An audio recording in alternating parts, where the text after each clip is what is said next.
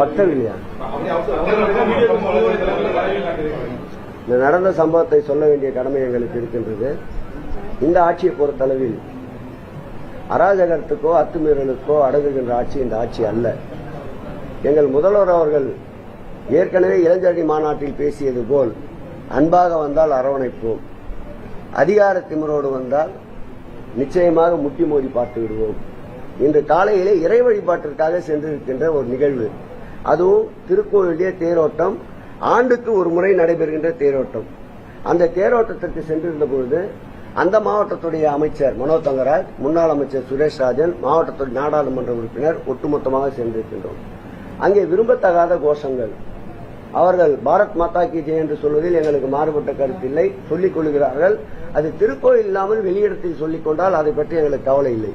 எங்களை பொறுத்த அளவில் தமிழ் வாழ்க, தமிழ்நாடு வாழ்க, இதுதான் எங்களுடைய கொள்கை. அதோடு மட்டுமல்ல, சார்வார்காருடைய பெயரை சொல்லி அவர் வாழ்க என்று கோஷமிடுகின்றார்கள். இது எப்படி ஏற்புடையது? பத்திரிகை நண்பர், உங்களிடமே இதை நான் விட்டு விடுகிறேன்.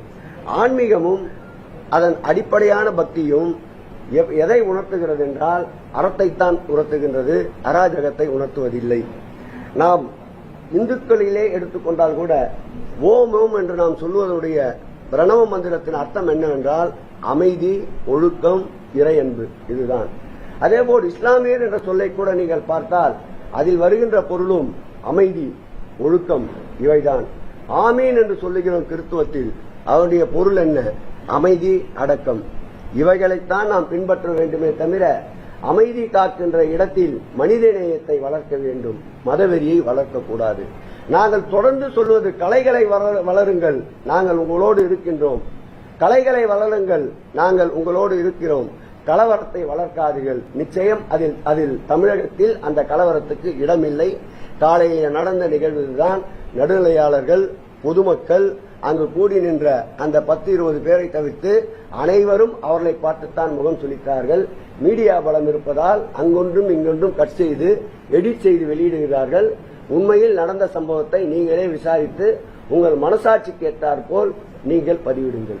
எங்கள் தோழல் கூட அதற்கு எதிர்ப்பு குரல் கொடுக்க முனைந்த போது மூத்த நிர்வாகிகள் நாங்களே யாரும் அதற்கு எதிர்ப்பு குரல் கொடுக்காதீர்கள், ஏனென்றால் எந்த ஆண்டும் அந்த நிகழ்விற்கு நாங்கள் யாரும் கலந்து கொள்வதில்லை.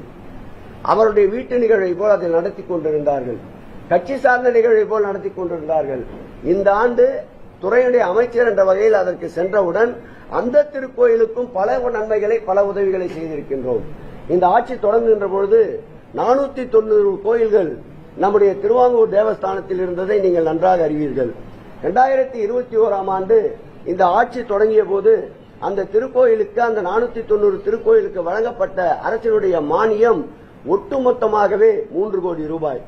இன்றைக்கு அந்த திருக்கோயிலுக்கு ஆண்டுக்கு மானியம் மாண்புமிகு தமிழக முதல்வர் அவர்கள் 18 கோடி ரூபாயை வழங்குகிறார்கள். இதுவரையில் இந்த ஆட்சி ஏற்பட்ட பிறகு 56 கோடி ரூபாயை வழங்கியிருக்கின்றார்கள். இந்த பணபலத்தால், இந்த பணப்பயனால் பல திருக்கோயிலில் தீபங்கள் சிரித்துக் கொண்டிருக்கின்றன. 100 ரூபாய் என்று அனைவரும் அங்கே தினக்கூலியாக வேலை பார்த்தவர்களுக்கு இன்றைக்கு 8000, 10,000 ரூபாய் என்று சம்பளங்களை நிர்ணயித்திருக்கின்றோம். திருவட்டாறு திருக்கோயில்கள் 400 ஆண்டுகளுக்கு பிறகு குடமுழுக்கு கண்டது. அதேபோல் நம்முடைய மண்டைக்காடு பகவதி அம்மன் கோயில் தீ விபத்தால் பாதிக்கப்பட்ட போது அதற்கும் நிதியினை ஒதுக்கி குடமுழுக்கை கண்டிருக்கின்றோம். 300 திருக்கோயில்களை குடமுழுக்கு எடுத்துக்கொண்டு இதுவரையில் 157 திருக்கோயில்களுக்கு கன்னியாகுமரியில் மாத்திரம் குடமுழுக்கை கண்டிருக்கின்றோம். இதனுடைய எரிச்சல், இதனுடைய வெளிப்பாடுதான் ஆன்மீகத்தை வைத்து அரசியல் செய்யலாம் என்று நினைப்பவர்களுக்கு கிடைக்கின்ற ஏன் பதிலடியாகத்தான் இன்றைய நிகழ்வை நாங்கள் எடுத்துக் கொள்கிறோம். மனிதன் தானே, உணர்வுள்ளவங்க அப்படித்தானே இருப்பாங்க.